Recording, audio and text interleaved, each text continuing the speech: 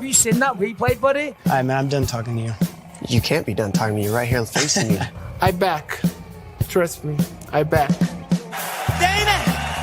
60 G's, baby! But I'm not impressed by your performance. It's normal. Come on, guys. It's normal. You'll do nothing. You'll do nothing. I'm the man of the hour, Joe. Too sweet to be sour. What you see is what you get, and what you don't is better yet. I'm the women's pick. I'm the men's regret. And if you win against Chael Sonnen, you made a bad bet. I don't have much left to say other than you have seen nothing yet.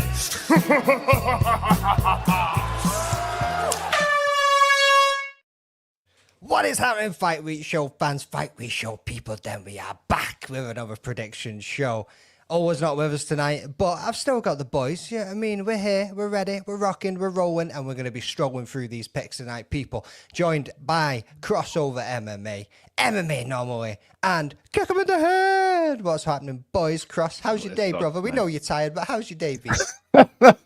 Everything's all good, you know. Always looking forward to the prediction show. Always curious to see what you guys are thinking and trying to see if y'all are being honest or if y'all are sandbagging. And then we wait for the picks to come out. But I'm ready to get into it. Or if you're using a fucking AI simulating bot. But anyway, Owen, how we going, brother? Ding. That's one. I need a bot counter on this to how often we call this out tonight. Ding. I like that. Oh, yeah, you need to add a bot count. And yeah, dude, Cross, look. I'm not using any bots or anything. And I mean, you were with me the last time I was on this show. Did I lie about one single pick? Even my dog of the week, which hit? Come on, bro. And I know he wasn't even a popular dog of the week, but, you know, I'm glad at least that one hit because the rest of them, maybe not so great. But that's okay. We live to fight another day. And I think this week is probably going to be my easiest dog picks of the entire year. Whether they end up hitting or not, you know, time will tell. But, I mean, we all know who my dog of the week is, folks. Łukasz Brzeski. Oh, yeah. Yo, shout out to Idaho Skatesman with the $4.99 super chat. Shout out to you, brother. Rolling in. Nice little picture, bro. Is that you in the skateboard hitting that ball? That's pretty sick, dude. If it is, that's pretty sick. Yeah, I mean, who else we got running in the chat? Oh, wait, first, let's come to Bot Dog. I mean, Yao. Yeah, no, look, I'm glad I'm here to talk about the bot and make amends because, look, to be honest with you, I'm flattered that you guys thought that I built something so accurate that you should be scared. Like, I'm very flattered, but agreed. No bots, no AI. Let's do this fair. No problem. Leroy, you hearing this, brother? Take all of the credit for your hard work. That is you disgraceful. Don't know, clearly. That is disgraceful. You're disgraceful because you don't know. That's not what Leroy said. That's not what Leroy said. Leroy said that he gives you the data, and that, yeah, I mean that's all you get is you input some data. He done the rest. Fatality. He said. Thank you for proving that you know nothing about how data works. Thank you for proving that you don't know how data works, bro. We can move on. There we go. So the Dogbot has got the AI voiceover of Sean Connery because it's Yao's favorite Bond. But anyway, actually, it's Roger Moore. The Dogbot has the voice of Sean Connery. Really? My picks this week are Dustin Poirier. You can get him at plus 120 odds. That's truly believe he's got knockout power, and he's willing to smack a bitch. That's good. That was all right, but I don't know. I was leaning away from Sean Connery and going somewhere. There was somebody else I had in my head, but I can't pinpoint the name. But I'm going to listen back to that one and go back to it at some point. Let's rack up this chat before we crack on. Anyway, boys. Cross, you're gonna get the odds for me, brother. Once we start going through it. Yeah, I got you. Late as per usual, brother. You know how it goes. You know what I mean? If we ain't late, we ain't skating. Crossover in the house. How dare you be late? Oh, sorry, Idaho Skatesman. Cheers for the $4.99. See, that's what brought us to the table. As soon as we knew there was money coming, we were like, yeah, we're going to jump in now. Why are you sniffing dead seagull farts? So what? She's talking to Leroy. Not here to sniff it. Yeah. Somebody, if we got like a moderator in the chat, kick that guy. Can't be going around sniffing dead seagull farts. These people are just having a whole conversation between themselves. I ain't even bringing half of this up. Taron Brown's in the house. What's happening, brother? Shout out to Wawa. Yeah, I mean, Wawa always up here. Where's Jax, man? Tell him to come on the show for once. You know what I mean? Dude's been super selfish. Grimey's in the house as well. Let's fucking rock. Always good to see Grimy. So shout out to Ola. He's away this weekend. It's his mother's birthday, so happy birthday to Mama Bear. But hope you have a good time chilling with the family, dude. Well, let's crack on with these picks anyway, boys. We've got UFC 318 coming our way. Let's have a quick look at this scoreboard. I'm only 1 point behind Yao. Just that 1 point. And I'm precious about my 1 point, brother. You're going down this weekend, son. I'm taking over you, and I'm chasing that Nigerian motherfucker at the top. That's what's going to be happening right here. Little Mr. Ain't So Humble going to be getting humbled as soon as I catch his ass. I'll tell you that. Cross. Hey, Cross. Big gap, bro. A big Cross, what happened to that gap between you and me, man? Looks like I'm sneaking up behind you there, brother. Not worried, man. We all have rough cards, and I got mine out of the way, and now we can get back to doing things the right way. Solid recovery there. Solid recovery. Confidence. I like it. Yeah, I mean, let's rock and roll onto this third card. We have got a women's flyweight bout between Carli, Judice and Nicolle Caliari. Yeah, I mean, coming in. What, Leroy, what have you done to these, bro? This is not easy to read at all. I mean, Jesus Christ, we're a record of 4-2-0, 8-3-0. I like how he's added the wins and losses in the last 5, though. That's cool. But I don't like this new font layout, brother. You need to change that. 170 centimeters to 160, 173 centimeter reach to 157. Woo! That is a massive reach advantage. Fighting out United States and Brasilia. Cross, what are the odds, dude? Carli Judice is a minus 395 favorite, and Nicolle Caliari is a plus 310 underdog. Wicked. And we will stick with you, brother, and we'll work around the board. So who you taking? For me here, I'm going with Carli Judice. I just think the reach advantage is going to be way too much, and it's kind of tough because I really like Nicolle Caliari. She's very aggressive, very skilled, but I just think the reach advantage is going to be too much, and she's just going to get picked apart from the outside. So give me Carli Judice. Easy money. Owen? Yeah, I mean, this is one of the easier picks of the card, if I'm being honest. Like, no bias going into this, aside from the fact that she is from Louisiana, which, you know, I typically root for those fighters, mostly growing up there myself. Carli Judice has a crazy reach advantage, and I've said this on my show, I've said this on this show numerous times. Having a reach advantage is one thing. Knowing wholeheartedly how to use that reach advantage is another story entirely. Carli's got both in spades, so I don't think this is going to be much of a problem for her. I see it being a very frustrating fight for Nicolle Caliari. I think she's going to have a tough time closing the distance, closing that gap, because not only is she facing a massive reach disadvantage, but she's also facing a 4-inch height disadvantage. And again, like a lot of you guys have been in scraps, whether in the gym or outside in the real world. Either way, if you've ever had to punch up, that shit's exhausting, brother. It sucks. So, I mean, she's going to have a tough night. I hope she packed a lunch. I'm going Carli Judice inside the distance on this one.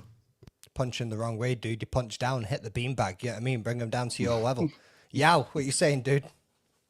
Look, not much meat on the bone, but Carli Judice got a head kick win in her last win against Yasni Dubin, and she trains out of head kick MMA. So I'm definitely going with Carli Judice. It's written in the stars, brother. It's written in the stars. Written in the stars. Head kick podcast going with the head kick finish. And as we were saying on Wednesday, boys, women's MMA seems to be having some unbelievable fights and unbelievable finishes recently too. So it's going to be a full house pick on this one. Like Owen said, I mean, it's going to be a tough night for Caliari to close that gap, get in close, and be able to take her down. So I'm going with a striker in this one too. So full house pick all around. And I imagine the boys that aren't with us tonight will be doing exactly the same. Next up, we have Brunno Ferreira versus Jackson McVey. These are fighting a middleweight. 13-2-0 for Brunno Ferreira and 6-0-0 for Jackson McVey, who's just making his UFC debut, I believe. 32 years old versus 26, because he's an old ass.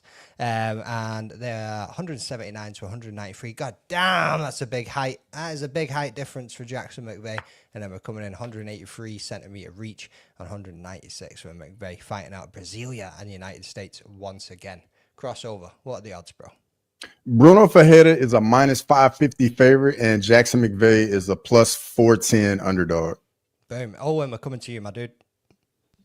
Yeah, so this is one where I'm going to completely flip-flop on my theory and reasonality behind what I said about the last fight, right? Like, I went with the taller, longer gal in the last fight. I'm going with the shorter, stockier guy in this one.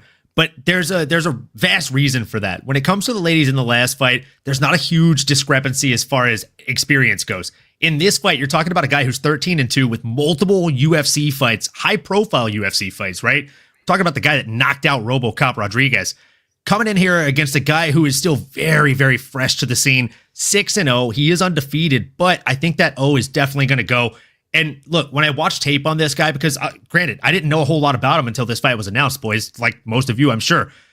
What I notice is he's very tall, right? Like that, you can see that on a stat sheet. But he carries a very high guard. And if I'm Brunno Ferreira, I'm digging the fuck out of those body shots, and they're gonna be easy. And the moment you hit 2-3 of those in succession, this happens. And once that happens, the dude is going for a ride, and that ride is face down. It's going to be 2 hits, one to his face, and the other is going to be his face hitting the mat. I've got Brunno Ferreira hulking out, doing Hulk things in this one.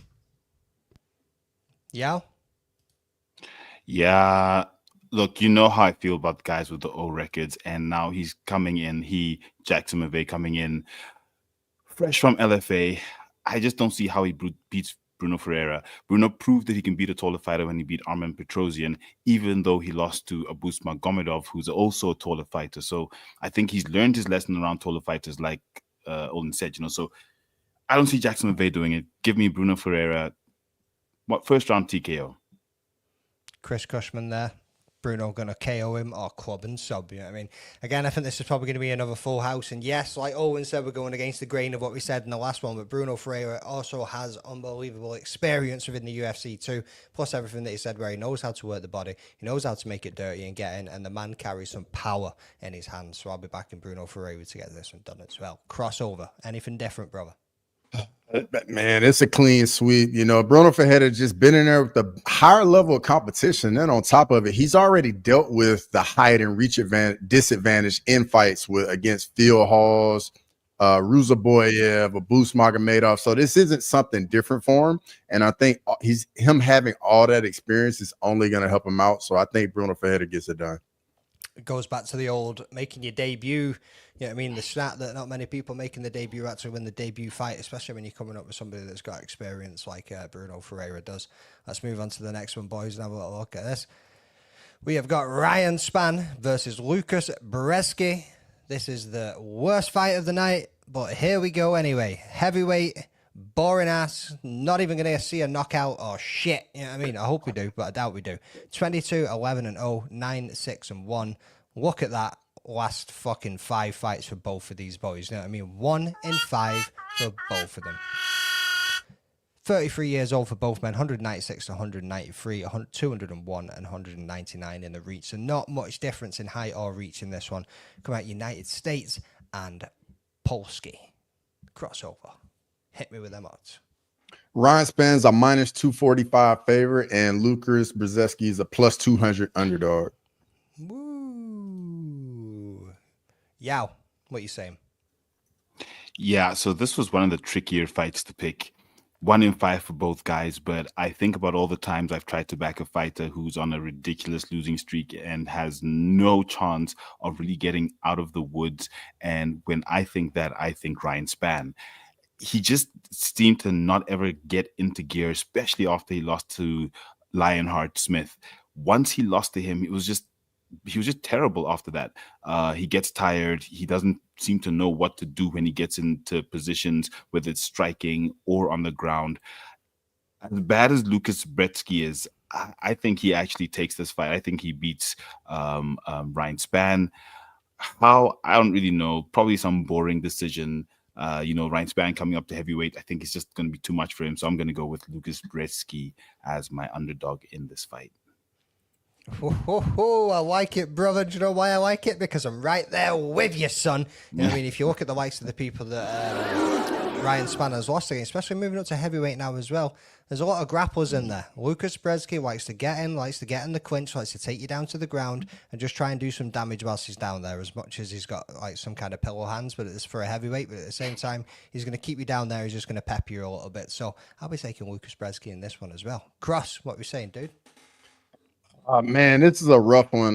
Lucas Brzeski's got 1-5 in the UFC. Ryan Spann's only won one of his last 5 fights, so it's a very tough pick. But I'm gonna go with Ryan Spann, and it's literally just a coin flip.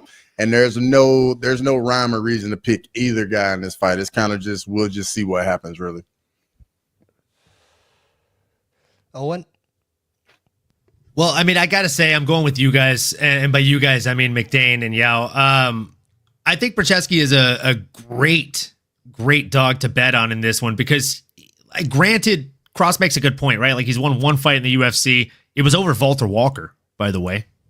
Pretty solid fucking win. That's aging very well. And we got to also look at his losses, right? Like, Waldo Cortez Acosta, come on. Salsa Boy's a stud. Mick Parkin, also a beast. And Kennedy and Nzechukwu, if you get caught by him, he can knock just about anybody out, right? Like, he's got kryptonite in his hands. The Bull is a very fitting nickname for Lucas because, just like you guys said, he likes to really crush inside the distance and cut off that range. So I think he's going to look to do this against a Superman Spann who only has a 1-inch reach advantage on him. And I got to be honest, like, it feels tough betting against Superman because, like, my first tattoo was a Superman symbol when I was fucking 17 years old. When I saw this guy enter the UFC, I was like, wow, dude, this guy's really good. He could actually be something. And maybe there was bias. Maybe it was because of the Superman manual. But either way, like, at some point, that roller coaster hit the peak and started just going down from there, right? And it's not necessarily seemingly going down to pick up speed to go back to the top. I think this might be the end of the UFC career of Ryan Superman Spann. And I think we see Lucas Brzeski get on the bicycle and get back in the win column. Boom. And just like Leroy said there, Spann has been one of my biggest misses for picking up-and-comers 100. I think everybody feels that, dude. We were actually saying that before we came live as well. Like, it's painstaking. We saw Spann, I said it was his second fight. It was against Nogueira, and he knocked him out with the uppercut. At that moment, I was like, woo, Ryan Spann might be somebody to keep an eye on. And then he kind of came up a little bit more and then just went boom and dropped, brother, and just went downhill after that. I think it's everybody's feeling of Ryan Spann. Let's move on to the next one anyway. We have got Jimmy Crute versus Marcin Prachnio on a light heavyweight bout. They're coming in at 12-4-2, 17-8, and oh, that is a lot of losses for the Australian. Shout out Leroy. I know you're going to be backing your boy in this one, and a couple of draws in there too. And Marcin Prachnio is a bit of a hit of a miss, win one, lose one, win one, lose one kind of guy. I mean, with 29 and 37, how much is that age going to play a difference? We've got a height of 188 to 191, reach of 188 to 188, so they're even on that stance. And as I say, fighting out of Australia and Polski. Crossover. Give us the odds, bro. Jimmy Crute's a minus 355 favorite, and Marcin Prachnio is a plus 280 underdog. Boom. So it's my turn on this one. Like I was saying, dude, like, you look at Jimmy Crute and he just seems so flat-footed, doesn't really seem to be going anywhere. And again, it looks like it's going to be another end of a career for somebody in the UFC if he loses this fight. Marcin Prachnio, I would just say, is a hit and a miss, but he does hit when he turns up. You know what I mean? You look at him at UFC 304 last year against Modestas Bukauskas. He was lighting Body B up at times. You know what I mean? That was one hell of a first round at the start of that fight.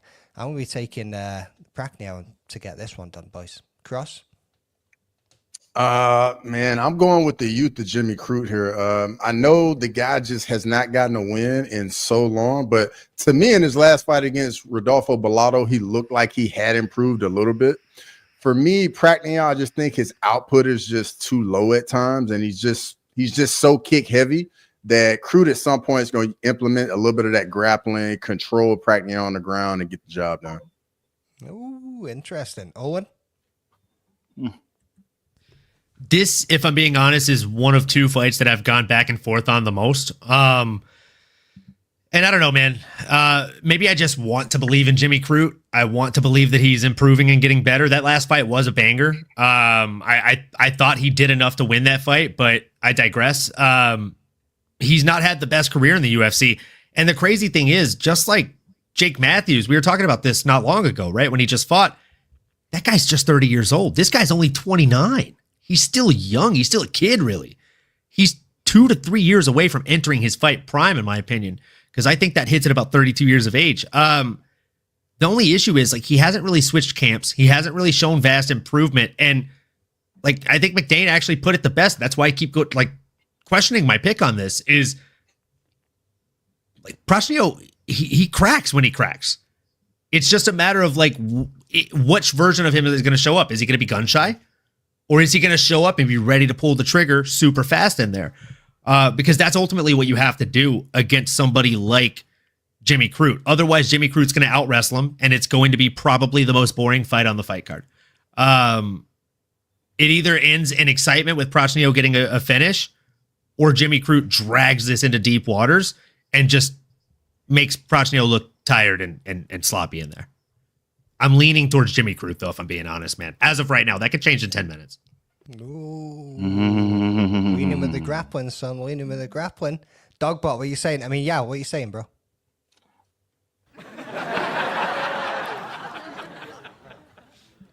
Now I have to say it just to add that number. Yes, but that was lame. But look, it was a tricky one.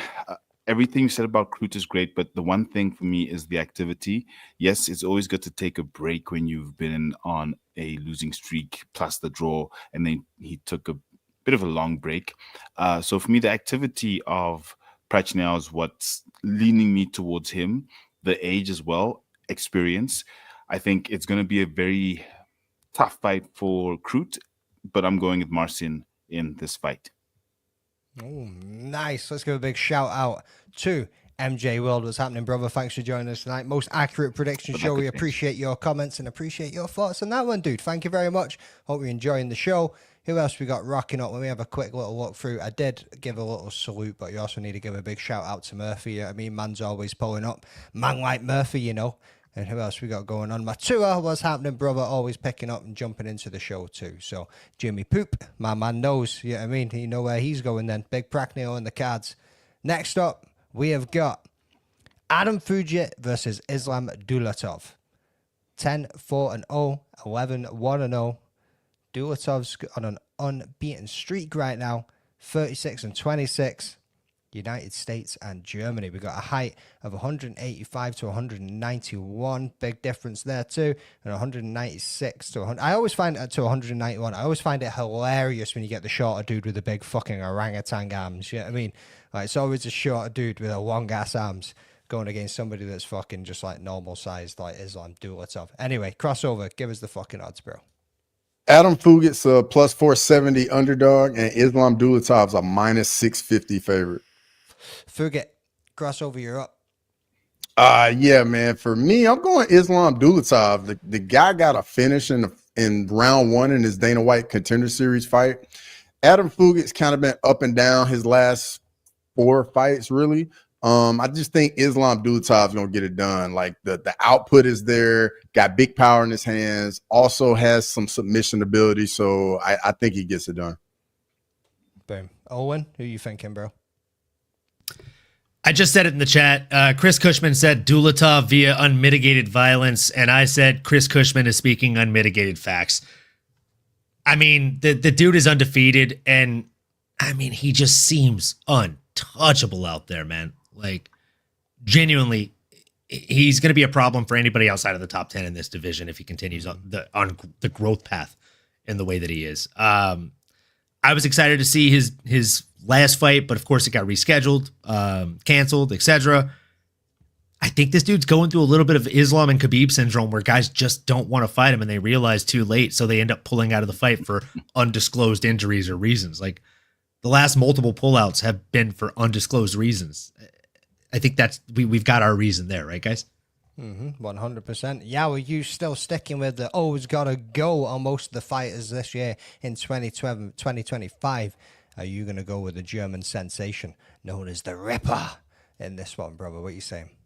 Wait, I have him as 11-1, so he doesn't have an O. So for me, that's cool. Because he's 11-1, so I'm going with. Oh no, you're right. You're right. His very first professional fight, he lost. But that was like 6 years ago, bro. You can't count that. I mean, he's undefeated as it stands. Look, a 10-fight win streak is practically undefeated, but good enough for me to take him definitely that one. I agree with you 100%.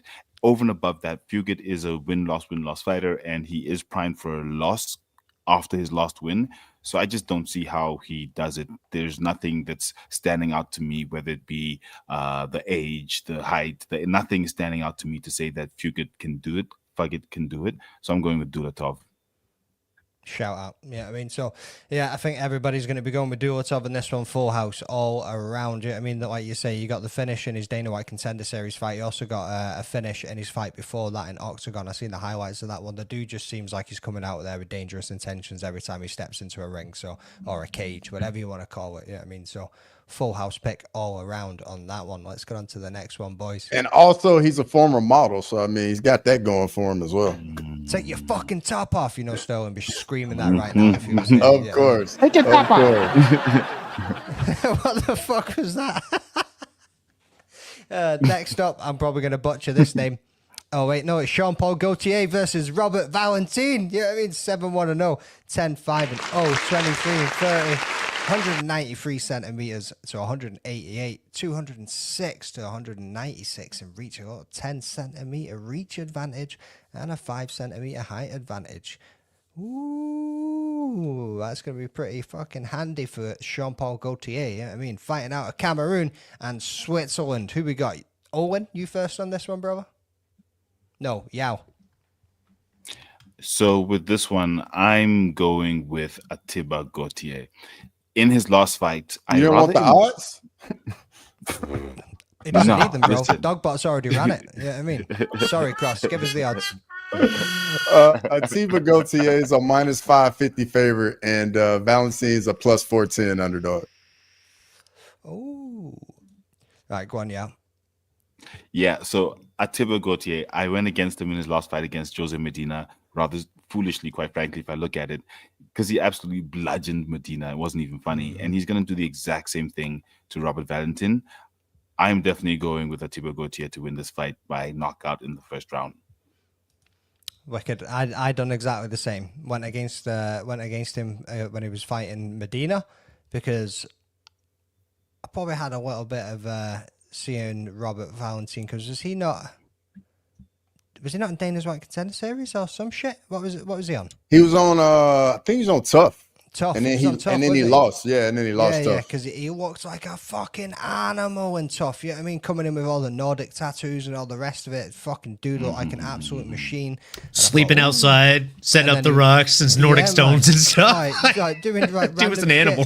And then he rocks up to the UFC and loses against fucking Ryan Loader and Torres Finney in fucking spectacular fashion. I was just like, Jesus fucking Christ. Like, so yeah. Ateba, is that how you said it, yeah? Is that how you said it? Fuck Ateba. Jean-Paul Gaultier all the way for the fucking win, boys.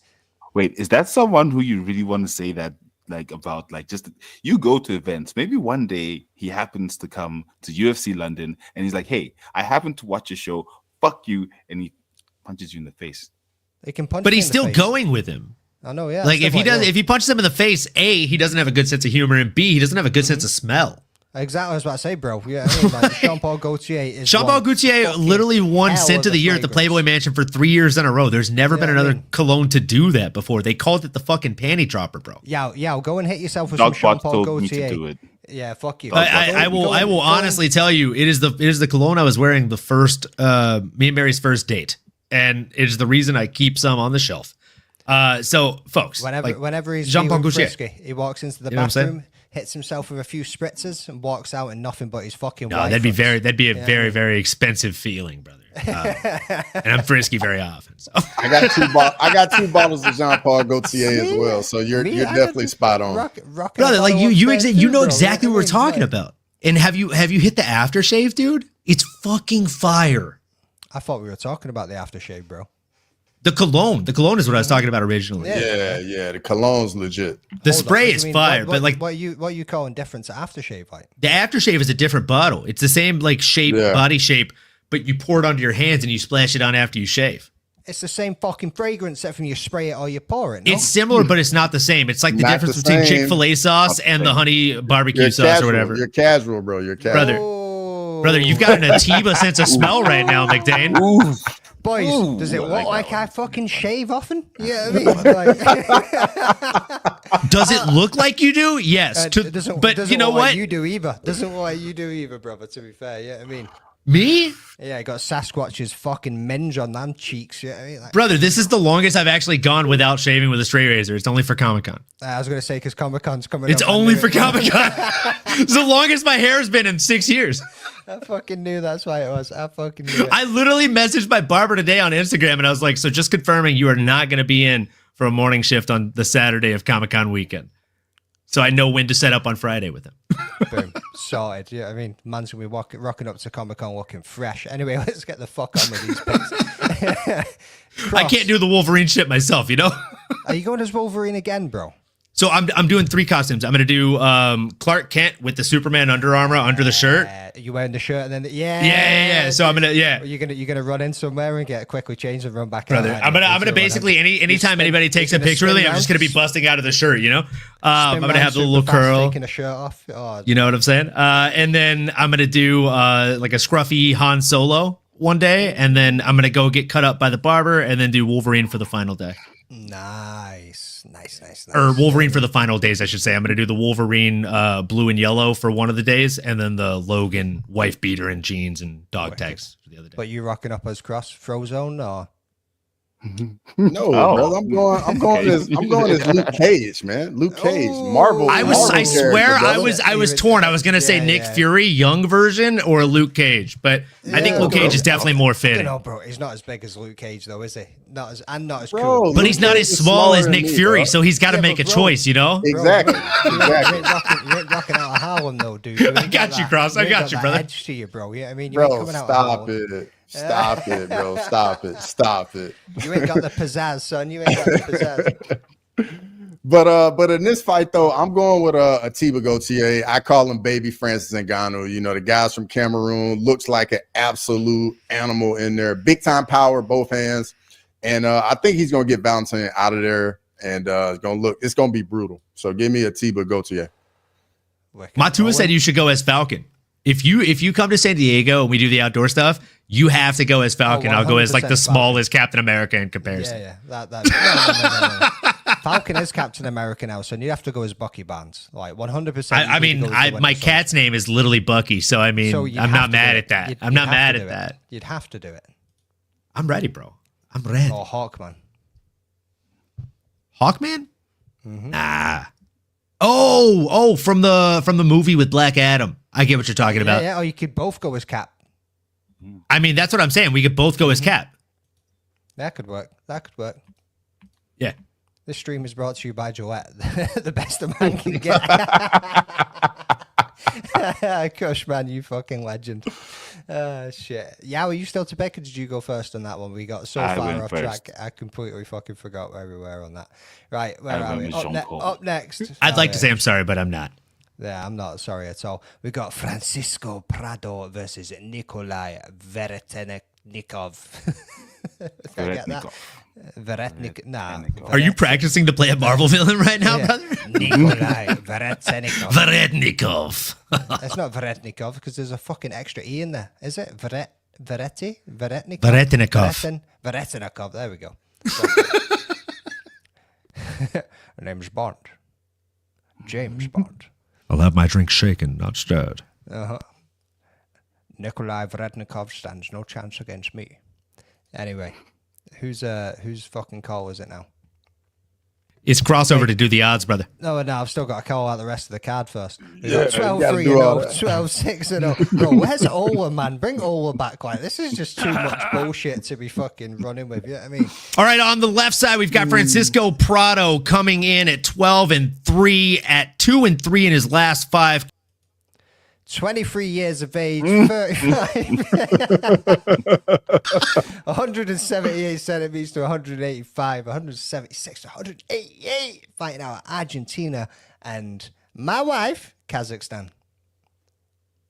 And I believe it's me, isn't it? Oh, wait, no, Cross. No, got to do the odds. Yeah, Francisco Prado's a minus 148 favorite, and Nikolay is a plus 124 underdog. I'm winning the favorite in this one. Prado's going to come out there and lay a beat down in this Kazakhstanian motherfucker. That's as far as I've got to say about this one. So, Cross, what are you saying, brother? I'm gonna take my first underdog, go with Nikolay Veretennikov right here. Both guys are on 2-fight skids. Prado, yeah, he's been in there with the better competition. But I mean, for me, I kind of like the fact that Nicolay's a little older. I think he'll be able to handle a little bit of, because I see both guys having some success here. And I just think, the older guy will be able to remain calm more in the fight and get the job done. Yeah, but losses against Jake Matthews and Daniel Zellhuber isn't too shady for Prado. Yeah, I mean, it's not like that's like garbage. So fair point. I don't know. We didn't experience in this one, boys. But wait up. Well, hold up. Wait a minute. Don't you be fucking up my rotation, boys. Owen. Don't put that on me. I don't have the controls, brother. I don't have the facilities for that, big man. You're the only guy with the controls. Hey, I never put them. I got those stones in a glass house right now, dude. All I did was cut him out of the stream and bring him back. I want to go and get another beer, boys. I'm stuck hosting this bitch. Right, go grab a beer, brother. We'll hold down the fort, big dog. I'm going. Just hit it with a Go, brother. So yeah, in this one, I'll be honest. Again, it's another one that I'm a little bit torn on. I feel like Francisco Prado has made a good showing of himself, or rather a good enough showing for himself. But I mean, he went out there and got just beat by Jake Matthews. He went out there and got beat by Daniel Zellhuber. And I don't know, he might go out here and get beat by a very game Nikolay Veretennikov. Veretennikov is 35 years old, so he's just a couple of years past his kind of fight prime age. He has the same number of wins as Francisco Prado and twice as many losses. Now, you can look at that two ways. You can look at it as the fact that, well, he's made losing far more of a habit as his opponent, or he's had a lot more time to learn rather than his opponent who's only had 3 losses. You've also got to look at who these guys have fought, right? And when it comes down to it, if we're calling a spade, like, Veretennikov has fought good folks. Like, he's fought Danny Barlow, left-handed god, who can knock pretty much anybody out, and he was not able to knock him out. And then the next fight, he went out there and he fought fucking Austin Vanderford, a.k.a. Mr. Van Zandt, and got knocked out in the second round, 4 minutes and 13 seconds into it. So, I mean, this is a tough fight to pick. Francisco Prado goes out there and cracks, but he also leaves vast openings. This is the other fight that I'm really torn back and forth on. I've changed my decision on this 3 times today. I literally just changed it right before I started giving my pick. And as of right now on the dock, I've got Francisco Prado locked in. This is the only one cross. I'm telling you honest, Scout's honor here. This is the only other one that I might change. Okay, brother? I appreciate the honesty, bro. Yao, what you saying, dude? Yeah, I'm going with Prado, specifically because when I saw Veretennikov losing to Vanderford, it was just very unimpressive. I just didn't really like how he looked, and even his decision lost to Danny Barlow. So over and above that, with who Prado's lost to, I'm definitely going to go with him. The younger fighter as well, 23 years old versus 35 years old. I think he gets in there. American top team gets it done with Francisco Prado. Nice. Are we even we're not even at the fucking main card yet, boys. We're not even at the main card. Up next, we have got the ugliest motherfucker in the UFC, Marvin Vettori versus Brendan Allen in a middleweight bout, 19-7-1, 24-7-0 for Brendan. I almost going Arnold Allen then. Brendan Allen, 31-29, 183 centimeters to 188 centimeters, and 188 reached to 191, fighting out of Italy and the United States. Give me cornetto, give it to me. Cross, what's the odds, brother? Marvin Vettori is a plus 164 underdog, and Brendan Allen's a minus 198 favorite. Now remember, people, before we make the picks on this fight, Brendan Allen has already beaten this man once. Who's first to go? Owen? I believe it's you. Well, I mean, that couldn't be more poetic. Actually, behind my shoulder, I've got a signed golden new old UFC glove that was signed only by Brendan Allen and 2 other fighters. So I love this guy. I've been a big fan of him. You know, I'm pretty biased when it comes to guys fighting out of Louisiana or that are from Louisiana mostly, and this dude fits the bill. He also, as you stated, is 1-0, right? He fought him at the casino. He landed a quick overhand and then 2 more. They got broken up. And I mean, look, Marvin Vettori has proven that Mordor is a great fighting base. But you know what? I digress. Meat's not back on the menu, boys. I don't think he's gonna go out there and get that W over Brendan Allen. I'm also so happy one of the four. There we go. There we go.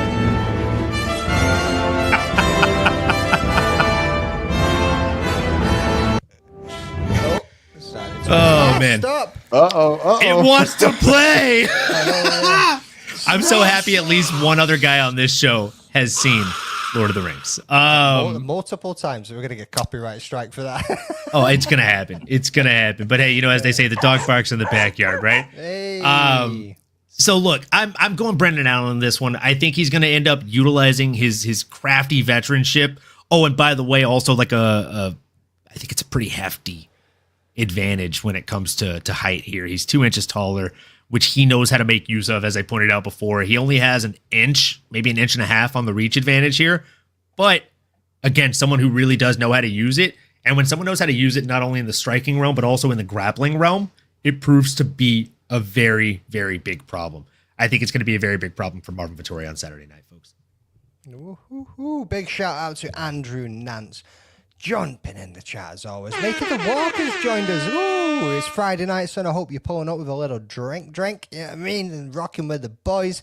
Get your ass in the stream, bro. You know where the link's at. The link's in the chat. Stop being a little lone ranger and so silent over there, moving in the shadows. Come and join us for once, brother.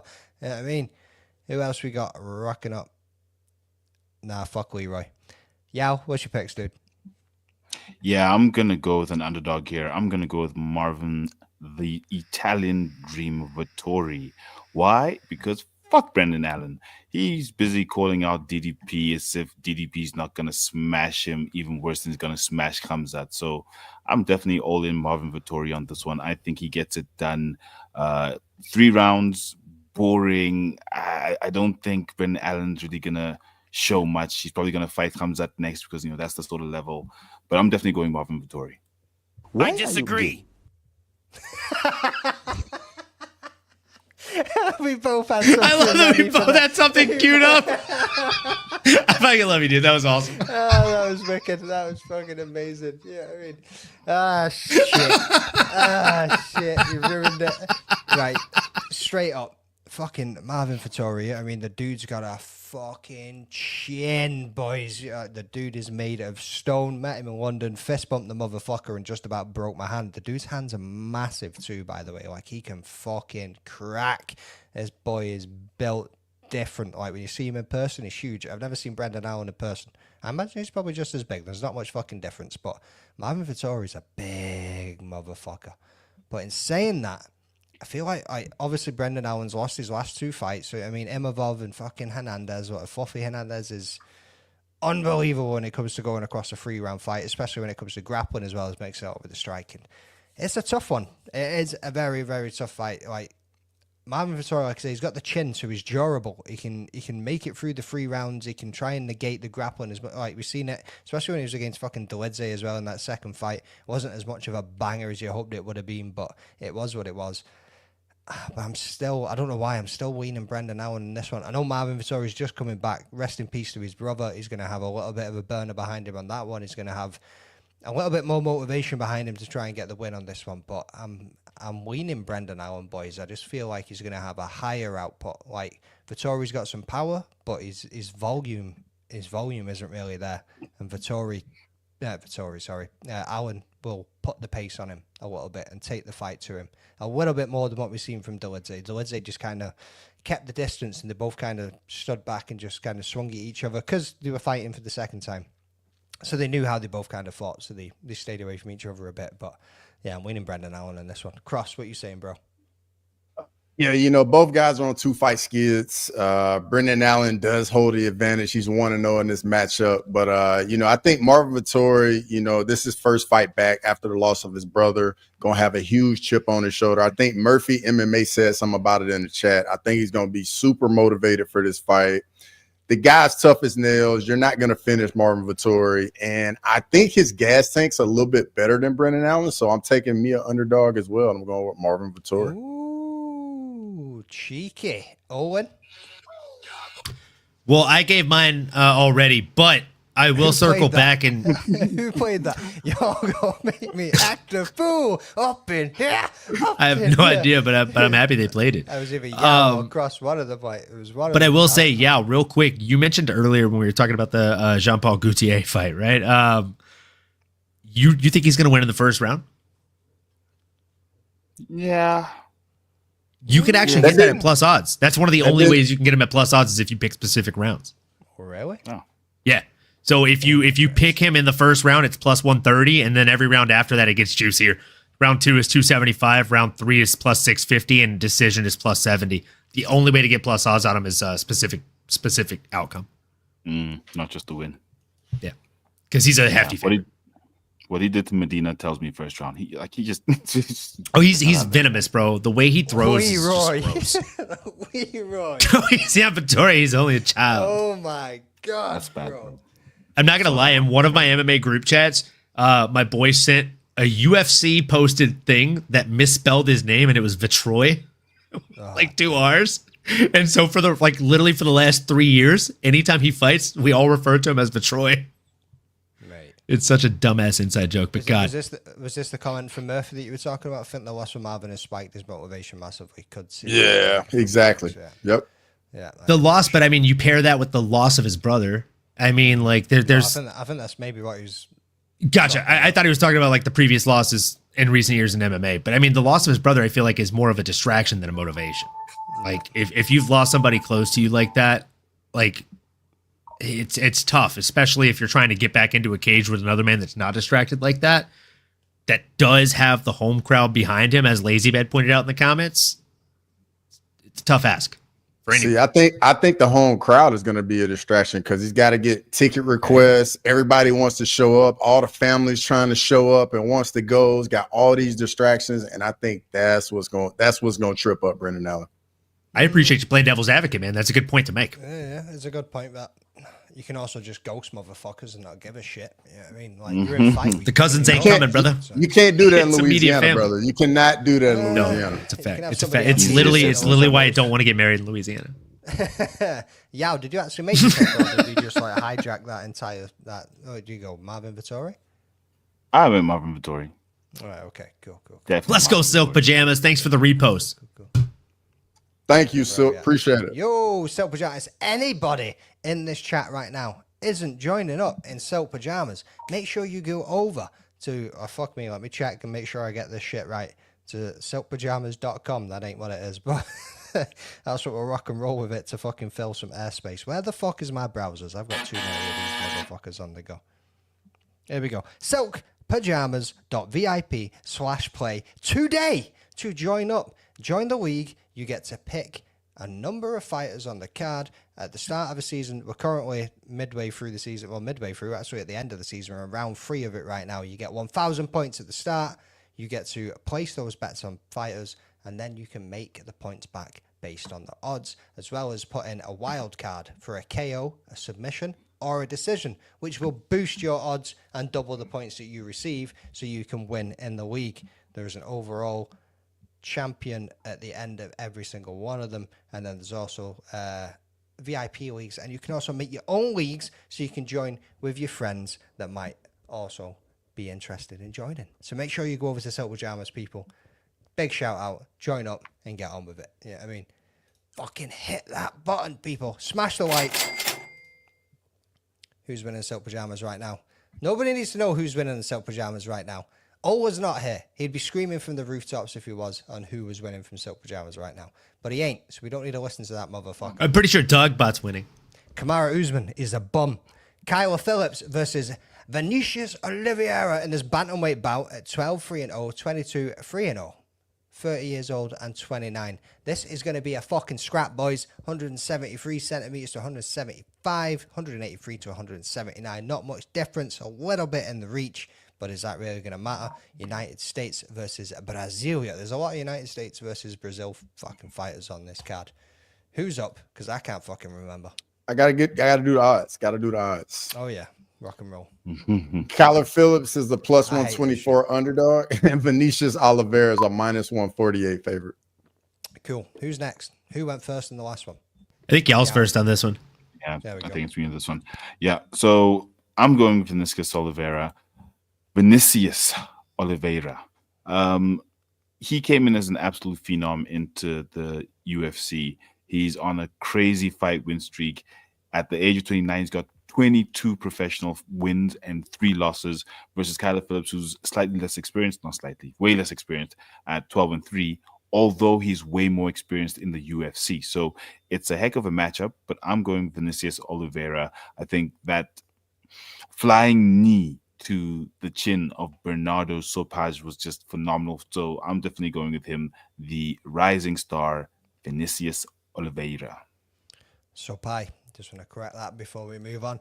I've gone back and forward in this one, to be honest with you boys. I mean, when Kyle Phillips turns up, he can scrap, he can grapple, he can do fucking all of it. And like you say, he's got more experience in the UFC, but he doesn't have as much experience in fights when you look at the records. But then again, Lockdog Vinicius Oliveira has been coming in like an absolute fucking bullet. With Ricky wins over Bernardo Sopaj, like you say, as well as Ricky Simone, as well as Said Nurmagomedov. And that's pretty impressive to get 3 wins like that, the way that he done them as well over his first 3 fights in the UFC.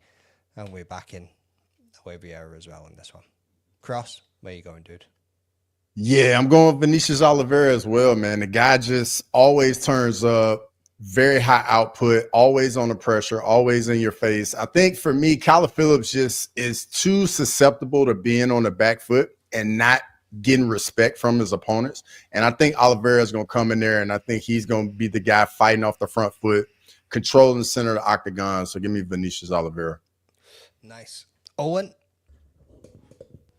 I got Vinicius Oliveira in this one as well. I just think that Kyler Phillips, as you said, McDane, like when he turns up, right? But it's a little too far and too few for my liking. And the dude's nickname is Matrix. It should be anything but the Matrix because his head stays on the center line when he strikes. He leaves himself very handily right there to be struck when he throws anything. He doesn't move his head with those. And I mean, going against somebody that's as technical and precise with his striking as Vinicius Oliveira, I think he walks himself onto a knee likely. So yeah, give me Vinicius inside the distance on this one, guys. Nice. I think that's going to be a full house pick across all the boys as well, to be honest with you. Like, I just want to say before we go on, like, I am sweating fucking buckets, boys. That means you need more beer. It's fucking, yeah, 100%. I'm already like 3 down and we're fucking, 52 minutes in. Like, I am fucking roasting. Like, it's like 20 degrees at fucking 10:15 at night. Like, this is too fucking hot. It's sticky. It's shit. I don't know how you boys do it. You know what I mean? Yao away over there in fucking... I know you're in fucking winter at the moment, brother, but sitting in South Africa, absolutely fucking... Yeah, freezing your ass off. Like, it must be about 29 degrees and you're talking about being cold. And then you two motherfuckers way over there in the space, especially you crossover, bro. Like, damn, son. Like, when you tell me heat's like, I think you're just making them up. I'm like, nah. You know what I mean? Oh, no, Texas sucks. Yeah, like, temperature's go... Nah, he's just like the weather in Texas is awful. No. It's either hurricanes or just heat. For Mama to stop at a certain point, like he's trying bullshit. You know what I mean? It's the same in Louisiana, bro. Like I grew up with family in Texas too. Like we literally fly into Texas whenever we go see my mom. So we'll be there. We'll actually be there in fucking October and in I think November. And it's still hot as shit. Yeah, it's terrible. Like even in October. Yeah. And like it won't be hot. It'll be nice. It'll be nice in like October. Yeah, it'll be nice. Nice for us though. Nice, like, that's what he said before to me when I was like, it's fucking hot. He was like, more like nice. I'm like, fuck you, bro. Like, yeah. Shit. And also like the humidity. Does he tell you about the humidity? It's like 90%. Yeah, like the humidity here right now is fucking disgusting. Brother. Bro, that's child's play. That's child's play. The first time we went to Louisiana. Fucking breathe. Like you get into the car and you're like, roll them windows down, you bastard. Yeah, I mean, like it is disgusting. Like, dude, the first time I went back to Louisiana with California friends, including Mary. Like there were 8 of us, and we were there for 7 days. And the first night, everyone's like gassed out, tired because the humidity and heat's whooping their ass. It gets dark, and Mary's like, "You did a great job of telling us horror stories about the daytime heat, but I don't think you did half as good as you should have when it comes to the nighttime." I assumed that when it gets dark and the sun goes down, it would get more bearable. but the air just gets thicker. Real men down here in the South, brother. Real men down here in the South. Hey, there's a reason the last time the guy in the red shirt speaking English. After the Phantom Muffy Cloudy.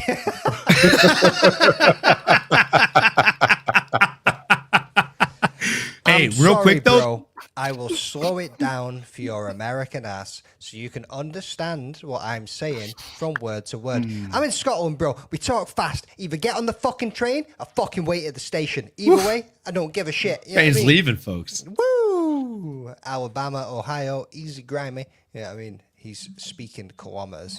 I think last time the UFC went to Louisiana, it was one of the highest finish percentages on a card. Oh, that's nice. That's nice to know. I think it was like 11 out of 13 fights were finishes or some crazy number. Oh, fucking crazy. I'm just throwing that out there, you guys. Right. So who's up next? Michael Johnson versus. Did I get for everybody? Everybody make a pick? Yeah. Michael Johnson versus Daniel Zellhuber at lightweight, 155 pounds. Daniel Zellhuber has been talking bare shit before this fight, boys. Yeah, I mean, coming in at 23-19-0, Michael Johnson, the fucking legend, against 15-2-0, 39-26, 178 centimeters in height to 185, on 187 reach to 196, which is fucking insane for Zellhuber. You know what I mean? United States versus Mexico. Cross. Give me the odds, brother. Michael Johnson's a plus 455 underdog, and Daniel Zellhuber is a minus 625 favorite. I'm staying with you, bro. Who you got?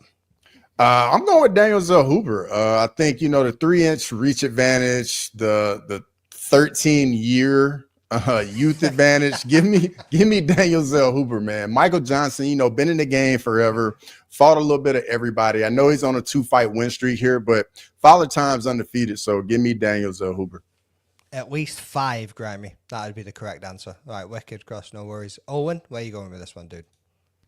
Starting the card off with one of the only people in UFC history to have a knockout on Dustin Poirier is pretty vicious, right? And thanks, Lazy. I appreciate that stat. The last time the UFC went to New Orleans in this very same arena, they tied the UFC record for first round finishes with 7. That's first round finishes, folks. Come on. Let's fucking go. These folks don't love that humidity. I'm telling you. With that stat, I'm going to be completely real with you guys. I think I might go on DraftKings Sportsbooks. I'm going to hit up the bookie tonight, and I'm just going to put like $5 on every single fight to finish inside the distance. Not even pick a winner. I feel like I will finish plus money. I feel like it's a safe bet. We'll see. And in this one, I'm taking a not so safe bet, Cross. I'm gonna go against you. I'm gonna go against Father Time, as I oftentimes do. My co-host is a fucking child compared to me, and he hears this all the fucking time. He always picks the young guns. I always pick the old dogs. And look, I think I gotta go old dog here. This is gonna be another dog pick for me. My second dog of the night here, folks, in the dog competition. I just think all that shit talk that Daniel Zellhuber's doing, he's got to back it up. And what happens when you make it past the first round and you haven't hurt the guy? Everything, including your confidence and game plan, starts to wilt away like a flower that has no water, has been overwatered, folks. I mean, we're going to watch this happen in real time on Saturday. And Cross, to make it fun, to make it spicy, I'll bet you $25 and a shot of whatever you feel like drinking on Saturday on that fight. Ooh, that's going to be water. But yow.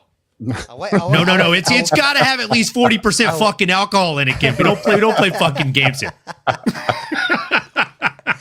Cross, I'll let you think about your answer, bro. Yow. Where you going with this one, dude? Look, grr, woof, woof. Like Olin said, the old dog here has something to prove. That was a dog? That was a dog right there? What kind of dog was that? What kind of dogs y'all got in South Africa? Brother, I'll hit the sound effects. Like, you don't have to do that to yourself, big dog. Like, you can just say like, "Hey, I'm going with the dog as well," and then I would have hit the dog button. You know what I'm saying? It's like, hey, there it is. You know what I'm saying? But hey, I appreciate the effort. You definitely get a B+ for that. I do have a dog that has woof woofed before, but with that said, look, I'm going with the old dog in this one. Michael Johnson. I can see how focused he is on this fight. We saw him at the press conference. Zellhuber looked relaxed because he looks like he's going up against an old dog who doesn't really have much. He's the taller fighter. He's got the better record, if you will, right now. He might be coming off a loss against Esteban Ribovic, but he's still got the right momentum. He's a -600 favorite. I mean, for me, that's not necessarily the right mentality to go into. So I'm going with Michael Johnson, the old dog, the menace in this fight. Good shout. Good shout. Due to the bare bullshit that Zellhuber's been talking, I've also been leaning to the dog. Like Owen said, what are you going to do after the first round if you've not put him out there? Like, you can punch, you can kick all you fucking want, and this dude's just going to keep walking you down. He's going to play the smart game. He's got the fight IQ behind him. You know what I mean? The fucking grappling will come into play at some point. He'll close the distance, and he'll get you in the clinch. Then what are you going to do, Zellhuber? Then what are you going to do? You know what I mean? So, might be a little cheeky dog pick for me too, boys. Well, Michael Johnson action. You know what I mean? Cross, have you decided whether you're going to bet a shot on this bitch or not? I'm not very confident in this, and that's just me keeping it 100 with Olan. I know, like, it is what it is. I'm not very confident in it just because I'm fighting for my life over here tonight. There you go. Yeah. lick my balls. Shit. It's not very often I get to use that one, so thanks, Cross. You're welcome. I got you. It's nothing but love, brother. And I appreciate the honesty, dude. Like just like I'm being honest with about my dog picks, right? Like, this is one that I have not gone back and forth on. I've gone back and forth on it one time. I originally picked Zellhuber. I thought he was a solid pick. And then I saw the buildup, and I'm like, the kid might be drinking his own Kool-Aid here. And that's a scary thing to be doing when you're going against a very wily veteran like Michael Johnson, who he typically wins the fights that he's guaranteed to not win. So that's against the cut of the grain here. That's one of the main reasons I'm going with him. That's a fair reason. Big shout out to Leroy, who's currently being deported from Canada. You know what I mean? Man's traveling all the way back to Oz if they'll let him back in the country when he lands. But we'll see what happens with that. He's just cleaning and selling now, bro. Or anybody in the Montreal region, if you are looking to get yourself a nice, shiny, new PC tower that is fucking kitted out to the gills, and it might also be full of a little bit of PORN, you know what I mean? Like, Leroy can keep that on for you. He's going to wipe just a little bit? Just a little bit? Just a lot of bit. A lot of bit. A lot of bit. Yeah, a lot of bit. You know what I mean? There's a 2 terabyte hard drive in that bitch. Just full of the dirtiest shit you could think of. There's bare AI porn on there, dogbot porn, all of it. You know what I mean? You can get whatever fuck you want. I think that's 4 times I've mentioned that motherfucker now. But yeah, if anybody's looking for a PC, yeah, I mean, hit Leroy up. Hit Leroy 4? up. That's 4 times? I'm at 6. Oh, fuck, I forget, bro. I forget. I'm trying to look at this shit. I'm trying to host. I'm trying to go around. I'm trying to fucking put up the comments. Like, don't worry, baby boy. I'm keeping count. Ola just sits here, looks at fucking pictures that Leroy made for him, clicks on them, talks about what's on it, and then lets everybody else do the shit. And he gets everyone else to do the comments and the odds and fucking all the rest of it. You know what I mean? Shout out Ola. He fucking does it better than me anyway. 100%. Up next, we have got Ola's favorite person to fucking throw under the bus. We got Big Dan Ige versus Patricio Pitbull. And we're coming in at 19-9-0 and 36-8-0. 33 years old and 38 years old. 170 centimeters in height to 168, which is fucking massive considering Dan Ige is a tiny little dude himself. And then we've got the reach of 180 to 166. Again, massive reach advantage of Dan Ige. I think this is probably the first time Dan Ige has ever experienced a height and reach advantage in a UFC fight in his entire career. Coming out of United States, and once again, United States. You know what I'm saying? And Brasilia. Cross, what's those odds, brother? Dan Ige is a -225 favorite, and Patricio Pitbull is a +185 underdog. Woo! Who's up? Are we on the owl? Yes. No. Okay, I'll take it. Look, I'm going 50K. If it's Owen, pass it back to Owen. Yeah, I don't think it's me. I thought it was cross for this one. I think it's cross. I think it's cross. I'm like 90% sure it's cross. All right. 1, 2, 3. There's one of you 4. two up there. 1, 2, One of you two up 3. there. So it's you. It's Yao. It's Yao. Oh, okay. Shit, my bad. Listen, I'm gonna go with 50K Ige. Grade A show right now. Absolutely superb. Sir, pour yourself another shot and or beer. Owen, they might not notice, brother. Just roll with it. You know No. I notice what? I'm being completely honest. I'm going with 50K Pitbull can Ige. translate over.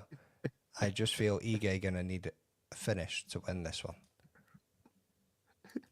Hey, bro, this Asahi is fucking ridiculous. Like, it is literally all I fucking drink now. Like, all I drink. Like, that and Sapporo are literally like so good. Like, honestly, all three of the big Japanese main beers, the rice lagers, are just easy to drink, dude. See if I see anybody. See when I'm in the shop buying it, I see anybody looking for a drink. I'm like, yo, have you fucking tried this? By the way, because it's fucking amazing. I'm telling you, Asahi, Sapporo, and Kirin Ichiban. Like, those are three of the easiest beers you will ever drink. The third one? Kirin Ichiban or Kirin Light. Never seen it. You've never heard of Kirin Light? Oh my god. So Kirin Ichiban, I used to drink Asahi all the time, and then I recently found Kirin Ichiban in a bottle, not Kirin Light, because it's basically like Japan's Budweiser versus Bud Light. I like the fuller bodied beers, and it's a fuller bodied rice lager. It's fucking good, dude. I'm gonna send you the name of it, and I want you to like Google it and see if there's any place around you that carries it. I think you'll really enjoy it. I'll see if I can find it. Yeah, so you're going with Dan Ige, yeah? 50K Ige for the win. Why? Because he's amazing, and it's not on short notice, and he's gonna knock out Pitbull. Pitbull is a PFL fighter. Sorry, Bellator, PFL, same thing, and they just haven't gotten started in the past few years. Whoa. Ain't bro going to PFL? Taylor Harrison. Who? You. Yeah. But they haven't gotten started in the UFC. That's Oh, okay. different Just type of rock up in competition. there and just say PFL Bellator, same thing. Just rock up and say it. Well, PFLator. actually, PFLator.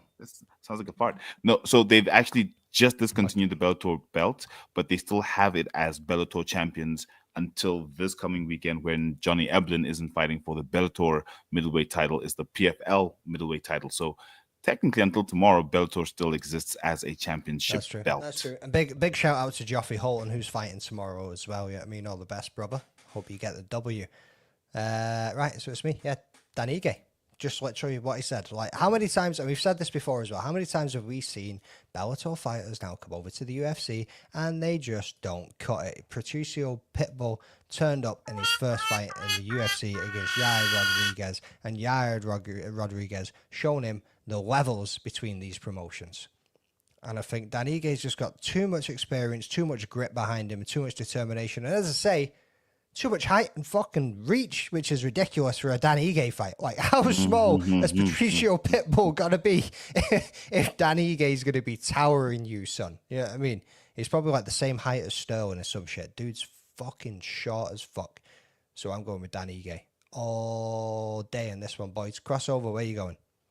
I'm going Dan Ige as well. I think the volume and the output's a little bit more from Ige, excuse me. And like Ige's got big power in his hands. Patricio Pitbull in his UFC debut, he kind of looked like he just really was kind of, the lights were a bit too bright and he couldn't really get going. And then on top of, he's 38 years old. So give me Dan Ige.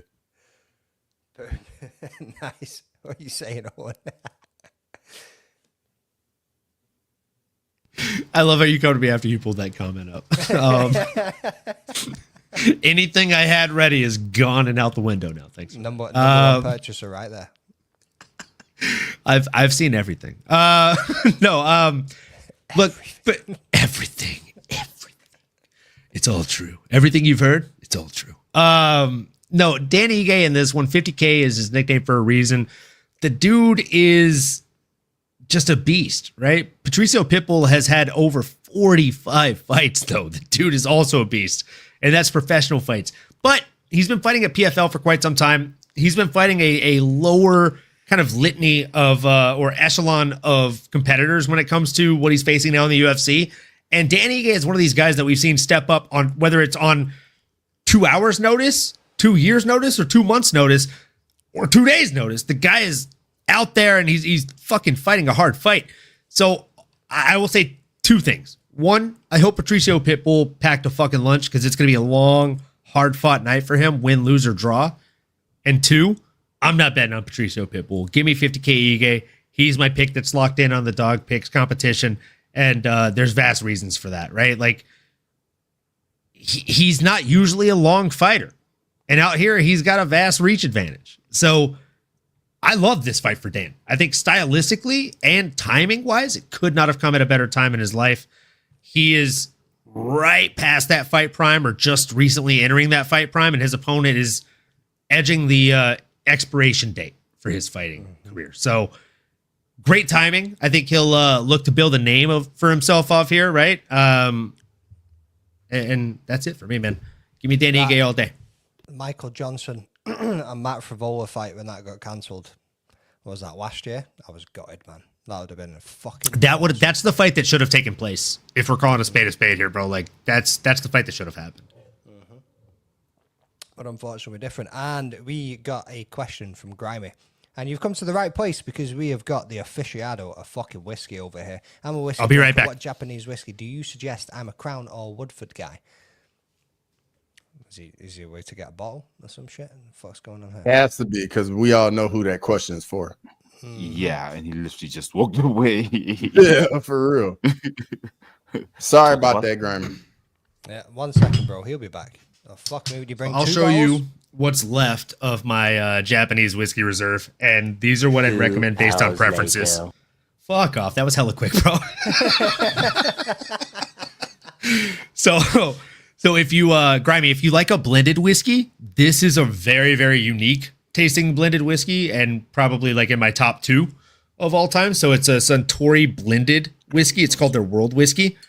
So it has whiskeys from their Irish, Scotch, American, Canadian, and Japanese warehouses, basically blended together into one firm whiskey. And then my favorite whiskey, possibly that I've ever had of all time, is the Fuji Mountain single malt Japanese whiskey. So I got this literally from Mount Fuji. As you can see, I'm taking my time with it, which is a rarity for me when it comes to whiskey. And it's just you don't mix it with anything. You just mix it into a fucking glass and you mix it into your mouth. It's fantastic. It's warming. And if you've got buddies over or just yourself over to watch the fights, it is the best thing to have in your glass sit in front of you while you're watching skilled violence. A nice little sipping whiskey. That's what we're all about, bro. That's what we're all about. It really is, brother. I literally started using my square ice cubes again when I came home with this. Nice. You see, obviously, Hiram's in Inverness or Hiram, whatever you fucking call him. Yep. You see, he 2. He's at the Glenfiddich brewery. So he hit Glenfiddich and then he went to Macallan as well. Oh, yes, Macallan's as well. Yeah, he hit 2 fucking whiskey distilleries in one day. Bro. That's one of the reasons I want to go to Scotland, brother. I'll see you there. I'll see you at the top. I've got 2 bottles in the cupboard waiting on you turning up, brother. Yeah, I mean, unopened, 12-year barreled, fucking aged Glenfiddich sitting right there. Say less, brother. I'm like 20% Scottish myself, so I need to go back and find my heritage, I think. I'll see you soon. From the fucking waist down. Ginger. Nah, brother. Nah, brother. Up next, we have got Kevin Holland versus Daniel Rodriguez. We're coming in on this welterweight fight at 28-13-0. You know what I mean? Kevin Holland, the most active fighter in the UFC, 19-5-0 for D-Rod, 32-38, 191 to 185 centimeters in height, and 206 to 188 in reach. United States versus United States. Crossover. What we saying, bro? Kevin Holland's a minus 625 favorite, and Daniel Rodriguez is a plus 455 underdog. I'm just going to go ahead and go with Kevin Holland. Like, dude's the last few fights, he just seems to be on an absolute roll. Activity's working for him. He's at the right weight class now. I mean, rocking at middleweight, and he's just absolutely fucking murking it every time he comes out there. Seems like he's having fun. Nothing seems to be too much of a stress for him, and it's always like, oh, when he gets caught, he gets caught. But I think with somebody like D-Rod, who is durable, I mean, we can see him go over the 3 rounds, but he doesn't really have the pace that Kevin Holland's kind of be coming at him with as well. So for me, gonna go with a trailblazer. Cross, where you going, bro? I'm going with Kevin Holland as well. I think, the massive reach advantage, 7-inch reach advantage is going to be crazy. Daniel D-Rod on top of it gets hit a lot, isn't afraid to eat some shots, and I think Kevin Holland gets it done. Like you said, he's finally at his right weight class. Owen? Is it his prime age too, brother? 32. I mean, look, I'll be completely real with you guys. I think I'm the last person, at least in this square of 4, possibly at all, to have joined the group chat with you guys. And first things first, thank you guys for having me. Like, it's one of the coolest group chats I've ever been in my life. You guys are fucking awesome people. And the conversation is always either great or, it's entertaining. So, fuck off, dude. Fuck off, brother. No, but that's racist, bro. I say that to segment into this, right? I say that to segment into this. Like I'm saying I was the last person to be included in this group chat. And even in my short tenure in the group chat, we've had not one, but multiple conversations. Me and fucking Cross had this conversation in person in LA. Kevin Holland wasn't even fucking fighting on that card, I think. Right? Like he was fighting a few weeks out from there. And we had this conversation twice. I remember one of those times was at the fucking IHOP before we went to the fights. I'm not surprised you had it twice because you don't shut the fuck up. Oh, fuck off, kid. The first time I see you, I swear to God, we are getting drunk and we're definitely going to end up fucking fighting. I can't wait. I cannot wait. I mean, but no, like we've had this conversation, like me and Cross had this conversation in person twice. We've had this conversation in the group chat ad nauseum. Kevin Holland is one of these like tweeners, right? Where he thought he was. Where he fights between 170 and 185. He bounces back and forth. He likes to be extremely active and anybody, anytime, anywhere. And that's not the fucking way to do it, bro. Like we've seen that go wrong with Cowboy Cerrone. We've seen it go wrong with a number of other people.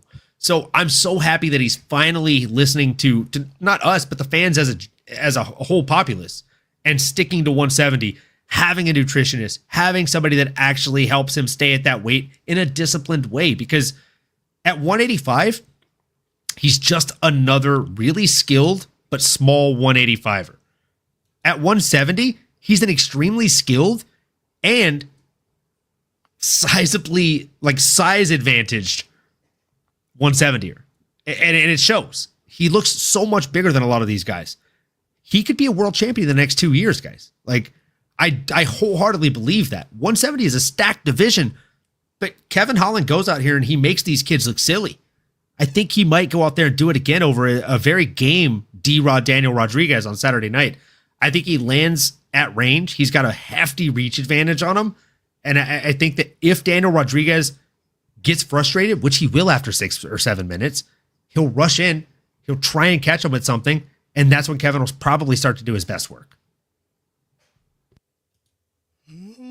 Solid breakdown, brother. You know what I mean? I don't think you've left much there for Yao to work with, but Yao, where you going, dude? Kevin Holland. That one's very straightforward, easy. Specifically, the height reach variance between him and D-Rod. He's just going to piece up D-Rod. I think, like you across said, D-Rod gets hit too much. Kevin's good on his feet, on the ground, his grappling. So I just don't see how D-Rod wins this fight. So I'm going Kevin Holland. Nice. Up next, we got Paulo Costa versus Roman Kopylov in the middleweight bout. 14-4-0, 14-3-0. If you look at that Paulo Costa record, boys, and it's just not looking too pretty, is it? Both men coming in at 34 years old, 185 centimeters in height to 183, and 183 reach to 191. Brazil versus Russia. Who's up next? Owen, you first on this. The odds. Got the odds. Shit. Fucking hit the odds, bro. Hit the odds. Paulo Costa's a plus 190 don't even underdog. call it, brother. Just fucking start saying them. Yeah, I mean, just. Roman Kopylov is a minus 230. I'm trying, bro. I just don't want to cut you off.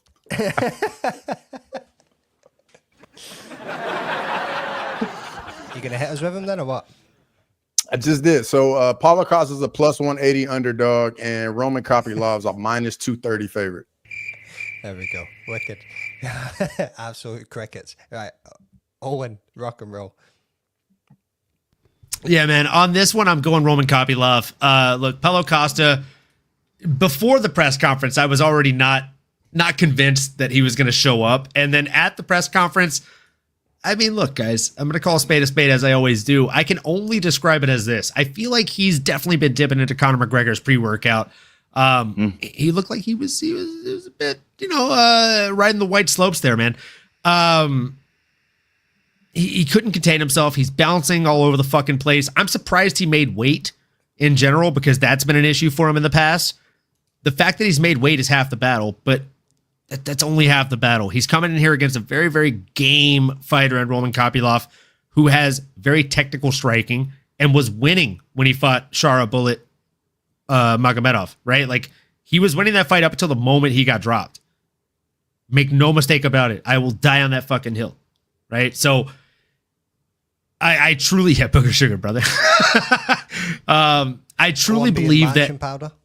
Paulo is coming in here to either retain his job or help build a future UFC star in Roman Kopylov, who is just a very, very quiet, shy, not outspoken MMA fighter. Like, he's the scariest kind of guy in sparring, right? The guy that doesn't say a word.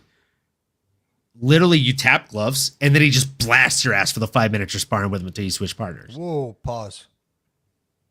Nope. Don't do that. Free Diddy. Don't do that. No Diddy. No Diddy, bro. Come on, bro. Come on, bro. You can't be blast throwing you. around terms Blast like you. blast Okay, your fuck ass. off, McDane. You know what I mean? McDane. Oh, I can't wait to fucking see you in person, bro. Forget. Although in McDane's, What does that have to do with the price of beans in China, much bro? bigger. Like, with all due respect, big dog. The price of beans in China. Obviously not from America. No, I am not. Yeah, I mean, like, I've never heard that fucking phrase in my life. The price Guarantee you Cross has heard that phrase from someone at least 20 years older than him. I've heard it. I love how quick the head nod hit, bro. Yao, you heard that? The price of beans in China? We say the price of tea in China. Yeah, I've heard the price of tea. Close in enough. China. Close enough. Close enough. Same. Fuck is But beans different, but got still to the do with same. China, bro. Like, Yeah, that's kind of weird. Beans in China. isn't it? Beans in China. That's what we fucking said. We're uneducated, bro. What do you want us to do? Yeah, you showed how retarded the fucking USA was right there. Yeah, I mean, oh wait, can I say that? Whoop that British ass, though. Yeah, oh yeah, bring on the White House fucking UFC event, bro. Yeah, I mean, July 4th, 2026, taking it back, 1776, and suck a dick. Yao, did you just make a pick? Is it your pick? Where are we going? My pick, I'm going Kopylov. Why? Kick him in the head. There can't be any question. Plus, Paulo Costa, 1 in 5. Although I do like the fact that he's trying to build up a fight between him and Khamzat Chimaev next, because that's the same level that Khamzat's at. You know, the type of level where you're always getting injured. You're never actually available to fight. Cross. You know, so Cross, Khamzat jumping, bro. That's twice he's and brought Costa. up your boy. It is That's what it is. twice, and you've not said shit. He also rode the dick of DDP once again earlier in this fucking prediction show. He's like, oh, you fucking guy wants to fight DDP. He's a dickhead. Those are You know what I fighting mean? words, big dog. You gotta let him get Hey, away with that. I want him to get it all out. Because when his boy gets finished, trust me, I'm going Dude, to be all over him. Pause. I am dreading fight week. Like, normally Owen doesn't shut the fuck up, but we are just going to be sitting there. I love you, bro. Listening to these two. Just wait till motherfuckers. DDP wins. Oh, bro. No chance. I'm waiting No until we chance. get into this fucking main What's event. our bet on that, Ray, as it stands? I already have a bet for 319 with Kraken. So Oh wow. So you're I'm willing to already accept ready. his terms but not mine. That's racist. Well, I'm saying, what are the terms? That's racist, Bro, you know, Africans don't like Black the white man. Americans, dog. So I mean, you know, I don't because I can't relate. I don't know what that means. Yow. What do you mean? That's why McDane always says, "Oh, the white man." Yeah, I mean, All I'm saying is after this Nigerian show, I through will and be through sending over you here, a brother. message Like- and we will be making a bet because I know I see the face on the backdrop there, brother. Back And your hey, boy, Cross. You gotta, don't. Hey, all I want to say is when I send you that Middleweight DM, I don't want to get a 2025? response of you doing your best Ola impression. Okay, big dog. I don't want you throwing him under the bus. Mr. Oh, you don't have to worry about that. You don't have to worry about that. I'm gonna stand 10 toes down at 319. My guy wouldn't do $25 and a shot. We're doing $50 and a double, big kid. If anybody's wondering, here's that bus, people. Here's that bus. Brutality. Oh, man. Leroy, you got to set Cross a bus up, bro. If he drops him, you got to set Cross a bus up. That's 100% got to happen. What, King Charles? You've got to be joking. Bro, he's trolling. He's trolling. That's not about real. King Charles. What the fuck are you talking about? He's trolling. Nah, I literally just looked it up on the news feeds. It's definitely not true. The fuck you on about? It's all fake news. It's phony stuff. Apparently, It didn't Poirier happen. pulled out, but it didn't happen, according to Trump. His name is King Charles. I mean, he's obviously a Charles Oliveira fan that knows Dustin Poirier would have won that fight without the cheating of the glove grab. Let's move on. So, Yao, who did you say you were going with? Paulo Costa? Cool. No, he went with Kopylov. He went with Kopylov. Bro, can't even troll these days without these motherfuckers taking it seriously. Yeah, I mean, 100% going with Kopylov. Like Owen said, the head kicks, bro. They're gonna come in handy. Paulo Costa's just not active enough, boys. Like ever. That comes out, Like hands at his hips. Keep that same energy, y'all. Keep Weave that it, brother. same energy. Weave it. How many weeks out? bro. How I love that you're addressing Yao because you already know I'm gonna be here. I'm gonna be here when DDP wins. I hope y'all both are here. I hope y'all keep this same energy when he gets finished.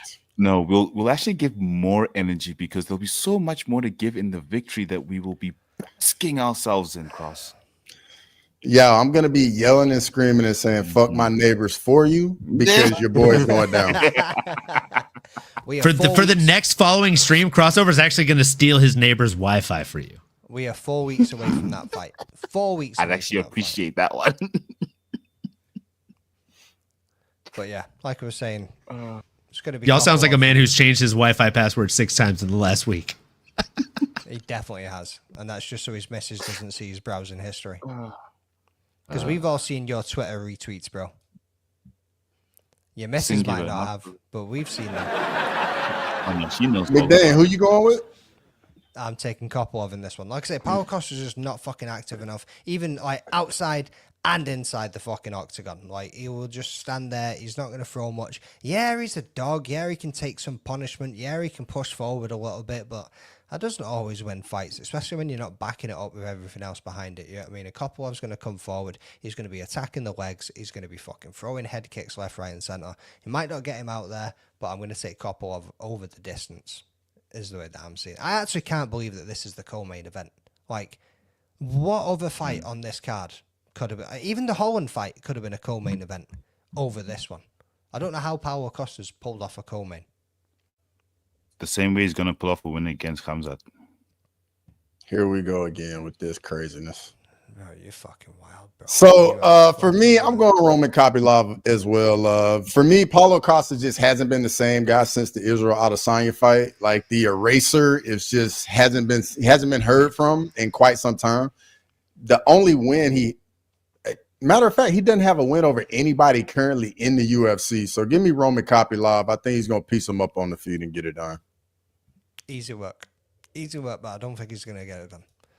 Now, let's move on, boys, to the main event of the evening. We got Max Holloway versus Dustin Poirier for the UFC BMF title. It's time! Which I'm not really too asked about the UFC BMF, to be honest. Don't think it needs to be there. But anyway, 26-8-0, 39-0. This is Dustin Poirier's retirement fight. Unless he wins and they offer him a fucking title fight. He's already said that himself. But we got 33-36, 108. Bro, it always baffles me that Max Holloway's like as young as 33 years old. You know what I mean? Because he's just been there for so fucking long. 180 centimeters in height to 175, 175 in reach to 185. United States versus United States. You know what I mean? Cross, before I forget, hit us with those odds, bro. Max Holloway is a minus 142 favorite, and Dustin Poirier is a plus 120 underdog.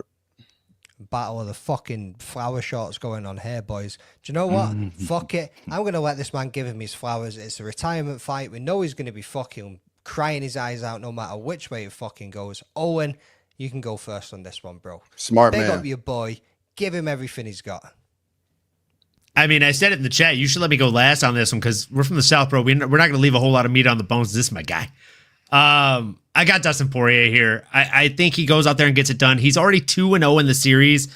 I think he goes 3-0 in the series. And, I mean, it's a stat, right? Like, the fighter that's 0-2 in a series statistically does not win the last fight. Isn't that fair? Like, this is going to be another time. You got Lil Wayne walking him out. You've got, like, all the stars aligning. It's the fucking diamond, as Chris Cushman said. Like, this is the man. This is the myth. This is the legend. And I can't help but think that he goes out there and gets it done. And not only that, but we've seen Max get finished now since their last fight. And I've made the reference to the milk carton. That milk carton's been left out of the fridge a few hours too long, right? So I think the chin might be cracked for Max Holloway at this point. I think Dustin Poirier goes out there and finds it. And I think he just gets the BMF belt, man. Inside the distance, via knockout, inside the third round. And then calls for Ilia Topuria, and they make that fight happen in Spain. Oh, I said it on Wednesday. Imagine if this bro finally gets a fucking guillotine finish. I mean, cracks him with a little fucking right hook. Oh my God, could you imagine? Imagine, bro. Imagine he cracks Don't him be with a right silly, hook. jump the gilly? Drops him to the floor and just jumps on him and lands in the fucking guillotine. He's just like fucking cranking that shit. Oh, bro. That would be legendary. Like, and I got a feeling if that even happened, he would jump up and he'd be like, fuck man, I'm retiring. And he would just fucking turn around and walk the fuck out of that cage. Oh, bro. And crossover. Like, me and you talked about this, bro. I told you, if Ilia has the opportunity to unify the BMF belt with the world championship belt, he's not going to say no. And if Dustin Poirier gets the chance, what are you talking about? He's already done it, brother. Max wasn't willing to put it on the line. Max ain't from Louisiana, big dog. He ain't from Louisiana. The BMF champion got his ass whooped last fight. That's all I'm saying. That's all I'm saying. Brother. Look, I'm not trying to shut you down like a Windows 98 right now, but at the same time, okay, like the guy has not unified the belts. Nobody, to my knowledge, correct me if I'm wrong, please, Cross. I know you're a very knowledgeable guy. And I mean, the only thing that's more vast than your knowledge is your fucking shades on your face, big dog. So correct me if I'm wrong. All right, brother. Has anybody in UFC history unified the world championship belts and the BMF belts officially? Officially, no. But we know who the lineal BMF champion is. Ilia Topuria. We know who the real BMF champion is. Okay. So make lineal fucking real life. Okay, and he has a shot to do that against Dustin Poirier. He also said he wanted Dustin as soon as they told him that Islam was off the table. He wants that fight. And so do we. So that way I can finally shut you up on who the best boxer is in UFC. We already know who the best boxer in the UFC Exactly. It's Dustin the Diamond Poirier, baby. Ilia Topuria. Shine bright like a diamond. Yeah, who you got? Look, I'm going, interestingly enough, at least to me, because it was a very tough pick, Dustin the Diamond Poirier. And I'll be honest, Cross, you're the one who convinced me to take him as a dog. You said that not much has changed in Max's game from their first fight, with the exception of the back kick. And if I look at it, you're pretty much right. And they will make it a boxing fight. They will make it a stand-up, because it is about who is the best boxer here. And if that's going to be the case, then unfortunately Dustin does it again. So I'm going to go with Dustin Poirier, but by decision. Woof, woof. Yeah, I'm thinking it's going to be a 5-round war as well. Once again, I've gone back and forth. I mean, you need to consider what Max was like at lightweight when he went up against Justin. Obviously, he cracked his nose in that opening round, which changed the course of the fight, and then they started laying it on him, and he finished him in that last fucking 10-second, like, unbelievable KO, which Cross ruined for everybody. Or was it Yao? I can't remember. It was one of you motherfuckers anyway. That's racist.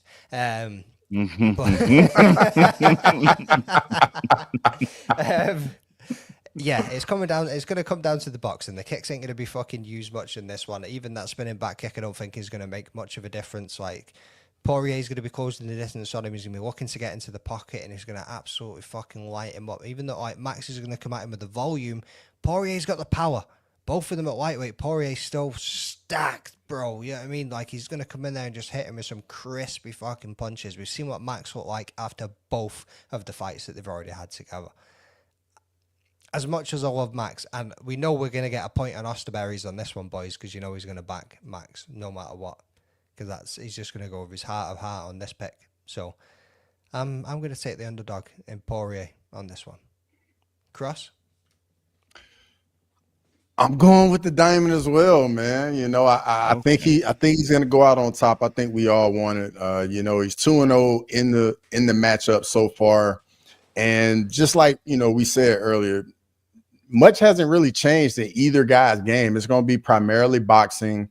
I know, Max is at this new weight class, and I think at this point in his career, it's where he should be right now. But I think the diamond's going to get it done. So give me Dustin Poirier. Woo. So let's move on. That's the end of the card, people, to the dog of the week picks. Yeah, I mean, who've you got? Right, let's start. Let's mix it up. We'll go back round the other way. Yao, dog of the week, son. Dog of the week. This is a tricky one. I got to go with Marvin Vettori. I think he's just going to hold off Brendan Allen. It's going to be a very, very close fight, that one. So Marvin Vettori, let's go. Nice, man. Mixing it up a little bit. Owen, Dustin Diamond Poirier. Without a Do doubt. we really have to ask? Not really, I mean, but you've got to include him, bro. Yeah, I mean, we're all about EDI around here. I mean, you already know who I'm with, brother. Come on. I'm going shine bright like a diamond. We're going Dustin the Diamond Poirier. If there's ever been a pick you don't have to question, that's it. He's the dog of the week. Cross, you going to mix it up, or are you going to follow this man in his footsteps? I'm going with Marvin Vettori, man. I think, I don't really think Brendan Allen's really going to have much for him. I think it's going to be a 3-round fight, and I'm going with the tougher guy. So just give me Marvin Vettori. Going to go with that absolute ogre. Yeah, I mean, you can't put him out. So, yeah, I mean, if you can't beat him, join him. Not bad, not bad. I might have to join Owen on this one. I'm going to go with Dustin Diamond Poirier too. Like, you getting Dustin as a fucking dog, bro. Like, that's a given. That is an absolute fucking given. Shine bright like a diamond. Shine bright like a Definitely getting copyright strikes. Definitely getting copyright now. Definitely getting copyright now. Like, 5 seconds. You can do 10 seconds. Right, okay. Well, keep it playing, brother. Keep it playing. Take your chances. I ain't monetized yet. You know what I mean? I ain't monetized yet. I ain't asked. You know what I mean? I've already been to copyright school. I'll go again. I'm not fucking like, I got one of those. It's these dudes that lose some money. It ain't me. Anyway, right. That's us, folks. Thank you for fucking tuning in. Fucking 1 hour and 37 minutes went pretty quickly, to be honest. Got an absolute stacked card coming up tomorrow night. I know, Owen, you won't be at the watch along. Yao, Cross. So, Grammy, I didn't have that loaded up. I actually just did it while McDane was doing his pick. Yeah, I seen him in the background moving. I was like, I know what this It doesn't scream zesty. It screams crafty. All right? So, yeah, who's game for a watch along tomorrow? I'm not. I'll be drunk and crying. I'll probably be on. You'll be crying It's from the possible. start of the prelims, just knowing what's coming. You know what I mean? Knowing what's coming. Yao? No, I'm doing the PFL. I might make the main card. Or the main fight. What are you going to do? PFL? Get a fucking old... He'll be on. He'll be on. Because he's going to be watching it in his little robe. He's definitely going to be on. You already know it. Yeah, could you give us a... It is little though. Could you give us a quick hit on who Dogbot's got for those picks? I have no idea. See, I will find out. That was a bit trick later. question, though. I was trying to I catch disagree. him. I was trying to catch him, see if he already had the answers on that shit. You know what I mean? Hey, well Nah, played, Yao. Look, I agreed with you guys. I'm going to stick to keeping it fair, but we'll see what the dog picks. That'll be interesting to see what comes up. Right. Thank you to everybody that's fucking tuned in. Catch us tomorrow for the UFC 318 watch along. Owen, enjoy your night, brother. Hope you have a good time with the family. Fucking jump in where you can, bro. Don't cry too much. If you need a shoulder to cry on, don't call me, because I'm just gonna call you a bitch. Anyway, peace out, people. We'll catch you tomorrow. Hey guys, this is John Anik from the UFC. You're watching the Fight Week Show. Please subscribe. Not now, but right now. Subscribe to the Fight Week Show. We'll see you guys on the road soon.